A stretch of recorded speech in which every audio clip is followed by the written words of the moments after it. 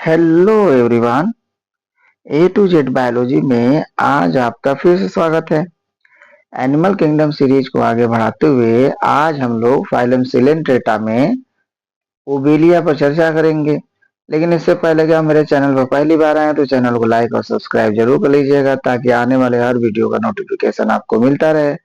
और अपना प्यार और सपोर्ट भी बनाए रखिएगा क्योंकि आपका सपोर्ट ही हमारा मोटिवेशन है। ओबेलिया, आइए देखते हैं ओबेलिया के बारे में क्या खास दिया गया है। ओबेलिया को हम लोग सामान्यतः सी फर के नाम से भी जानते हैं।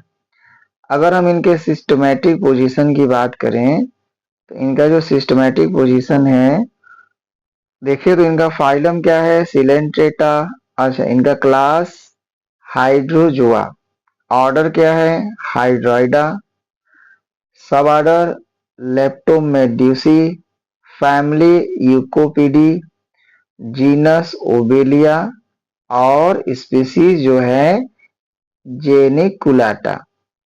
ये ओबेलिया का क्या है, सिस्टमैटिक पोजीशन है। इसको आप ध्यान से देख लीजिएगा, काफी ज्यादा इंपॉर्टेंट है। आइए चलते हैं, देखते हैं ओबेलिया के बारे में और क्या खास दिया है। ओबेलिया एक स्थानबद्ध समुद्रवासी और निवही अर्थात कॉलोनी हाइड्राफ जंतु है। स्थानबद्ध मतलब क्या होता है कि ये एक ही जगह पर रहते हैं, ये इनमें मूवमेंट नहीं होता है। और ये समुद्रवासी होते हैं, समुद्र में ही पाए जाते हैं। निवाही का मतलब होता है कॉलोनी में ये होते हैं, कॉलोनी के रूप में होते हैं। ओबेलिया का जो कॉलोनी होता है ना, वो कोमल होता है, अर्ध पारदर्शी होता है तथा सफेद या हल्के भूरे रंग का होता है। अच्छा, इनमें ऊर्ध्वाधर एवं शाखित स्तंभ को हाइड्रोस्तंभ या हाइड्रिकुलस कहते हैं। प्रत्येक हाइड्रोस्तंभ से एकांतरित क्रम में शाखाएं निकलती। एकांतरित क्रम क्या होता है, मतलब अल्टरनेट। जैसे मान लीजिए अगर ये ब्रांच है तो एक इधर एक इधर, ऐसे करके क्या होते हैं, इस तरीके से ब्रांच्ड होते हैं। इसके बाद देखिए, एकांतरित क्रम में शाखाएं निकलती हैं और प्रत्येक शाखा के शीर्ष पर एक ज्वाइड्स होता है। क्या होता है, प्रत्येक शाखा के शीर्ष पर एक ज्वाइड होता है। जैसे मान लीजिए कि ये हाइड्रा ओबेलिया जो है, ओबेलिया है, ओबेलिया का जो जो शाखाएं होती हैं इनके ऊपर कुछ इस तरीके का बल्ब लाइक स्ट्रक्चर बना रहता है। इसी को क्या कहा जाता है, ज्वाइड्स कहते हैं। क्या कहते हैं, ज्वाइड्स कहते हैं। अच्छा, जिसे पॉलिप या हाइड्रेंथ कहा जाता है। इस ज्वाइड्स को पॉलिप या हाइड्रेंथ कहते हैं। मैच्योर जो पॉलिप के कक्ष में बेलनाकार जनक जीवक ज्वाइड्स होते हैं जिन्हें ब्लास्टोस्टाइल कहते हैं या गोनेंजिया के नाम से जाना जाता है। अच्छा, आगे हम लोग इसकी संरचना में डिस्कस करेंगे गोनेंजिया क्या होता है।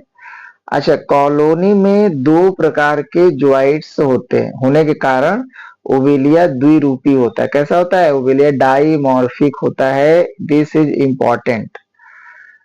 अच्छा, नेक्स्ट पॉइंट दिया है, जब ब्लास्टोस्टाइल से प्लेटाकार रचनाओं का जब निर्माण होता है तो उन्हें मिड्यूसी कहा जाता है। कॉलोनी की शाखाओं और ज्वाइड्स की रचना के भीतर की ओर एक नली के आकार का जीवित भाग होता है और उस जीवित भाग को क्या कहा जाता है, सीनोसार्क कहते हैं। ये भी इंपॉर्टेंट पॉइंट है। इसके बाद देखिए, सीनोसार्क के बाहर पीले रंग या भूरे रंग का दृढ़ पारदर्शी एवं निर्जीव क्यूटिकल का आवरण पाया जाता है जिन्हें पेरिसार्क कहा जाता है। क्या कहते हैं, इसे पेरिसार्क कहा जाता है। अच्छा, इनके हाइपोस्टोम के आधार से लगभग 30 टेंटिकल स्पर्शक निकलते हैं। ओबेलिया डाइमॉर्फिक होता है, पॉलिप और ब्लास्टोस्टाइल या गोनेंजिया मेड्यूसी कहा जाता है। ये भी बात याद रखे रहेंगे।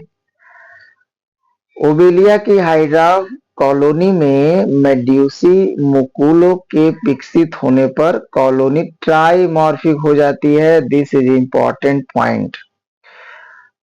अगर आप मेरे चैनल पर पहली बार आए हैं तो चैनल को लाइक और सब्सक्राइब जरूर कर लीजिएगा, क्योंकि आपका सपोर्ट ही हमारा मोटिवेशन है। अच्छा, ओविलिया की दंश कोशिकाएं पेनिट्रेट टाइप की होती हैं, ये भी ज्यादा इम्पोर्टेंट पॉइंट है। इनका जो नेमेटोसिस्ट होता है, दंश कोशिकाएं जो होती हैं वो कैसी होती हैं? पेनिट्रेट टाइप की होती हैं।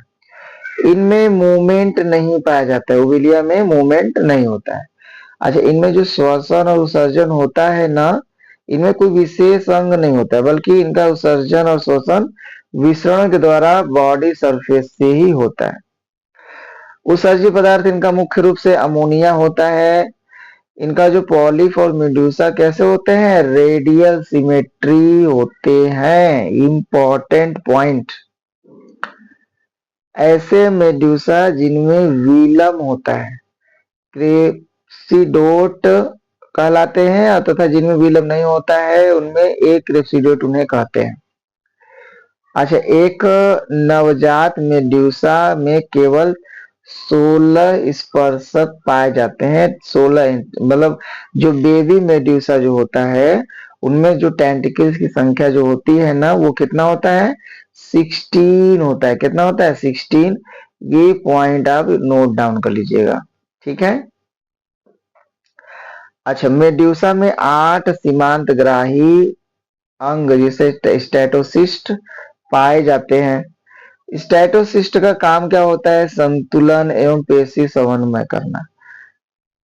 अच्छा, इनमें जो यूमनज, इनके यूमनज में होलोब्लास्टिक या समान या पूर्ण विदलन देखने को मिलता है। ओविलिया के लार्वा को प्लेन्यूला लार्वा कहते हैं। This is very very important point. अच्छा, इनमें अल्टरनेशन ऑफ जनरेशन भी पाया जाता है, और इनके अल्टरनेशन ऑफ जनरेशन को मेटाजिनेसिस के नाम से जाना जाता है। इसमें मतलब क्या होता है कि इनमें पीढ़ी एकांतरण देखने को मिलता है। अलैंगिक जनन क्या होता है? पॉलिप के द्वारा होता है। और लैंगिक जनन क्या होता है? मेड्यूसा के द्वारा होता है। क्योंकि एक जीव के अंदर उसके जीवन चक्र में 2 अवस्थाएं होती हैं। कितनी अवस्थाएं? 2 अवस्थाएं देखने को मिलता है। इन्हीं 2 अवस्थाओं के कारण इनको पीढ़ी एकांतरण कहा जाता है, और इस प्रोसेस को मेटाजिनेसिस के नाम से जाना जाता है। आई होप कि आपको वीडियो पसंद आ रहा होगा। अगर समझ में आ रहा है तो आप चैनल को लाइक और सब्सक्राइब करके ए टू जेड बायोलॉजी के साथ जुड़े रहें, और अपने बायोलॉजी को स्ट्रॉन्ग करने के लिए सब्सक्राइब बटन को जरूर प्रेस कर लीजिएगा। यहाँ पर देखिए एक ओविलिया का स्ट्रक्चर दिखाया गया है। इसमें कौन कौन सा स्ट्रक्चर है? आई होप कि आपको स्ट्रक्चर विजिबल हो रहा होगा, देख लीजिए। यहाँ पर देखिए सबसे नीचे जो सरफेस पोर्शन पार्ट है, ये इसे हाइड्रोराइजा कहा जाता है। ये जो स्टैंड दिया गया है, एक स्टिक लाइक स्ट्रक्चर से हाइड्रोकुलस। फिर आगे चल के देखिए एक संपूर्ण स्ट्रक्चर को गोनेंजियम के नाम से जाना जाता है। उसमें गोनोकोर, गोनोथिका, ब्लास्टोस्टाइल सब आते हैं। इसके बाद देखिए इनके इंटरनल स्ट्रक्चर को पेरिसार्क कहा जाता है। यहाँ पर देखिए पेरिसार्क भी दिया गया है यहाँ पर, और बीच वाले स्ट्रक्चर को यहाँ पर देखिए सीनोसार्क के नाम से जाना जाता है, और यहाँ पर टेंटिकल्स भी दिए गए हैं। तो आई होप कि आपको वीडियो पसंद आ रहा होगा। आगे चलते हैं, देखते हैं इनमें सेक्सुअल लाइफ साइकिल क्या होता है। देखिए यही जो गोनोफोर या ब्लास्टोस्टाइल होता है, आगे चल के प्लेट जैसी संरचना बना लेता है। इस प्लेट जैसी संरचना को मेड्यूसा के नाम से जानते हैं। अब इसी में मेल मेड्यूसा और फीमेल मेड्यूसा दोनों फॉर्मेशन होता है। अब इसमें देखिए मेल मेड्यूसा और फीमेल मेड्यूसा भी इसमें है, और यहाँ पर देखिए उसके लाइफ साइकिल को भी दिखाया गया है। स्पर्म ओवम दोनों मिलकर जाइगोट बना लेते हैं। फिर इनमें टू सेल स्टेज, फिर क्लीवेज 4 सेल स्टेज में स्टार्ट होता है। फिर ब्लास्टुला स्टेज आता है इसमें। फिर free swimming the ciliated planula larva. अच्छा यहाँ पर देखिए सिलिएटेड वर्ड आया है तो इनके लार्वा में सीलिया भी प्रेजेंट होता है। इसके बाद आगे चल के इनमें प्लेनुला सेटल डाउन हो जाते हैं और आगे चल के यंग पॉलिप का फॉर्मेशन कर लेते हैं। इस प्रकार एक ओविलिया का निर्माण हो जाता है, एक नए ओविलिया बन जाते हैं। आई होप कि आपको वीडियो पसंद आया होगा। वीडियो पसंद आया तो चैनल को लाइक और सब्सक्राइब जरूर कर लीजिएगा ताकि आने वाले हर वीडियो का नोटिफिकेशन आपको मिलता रहे। Thank you.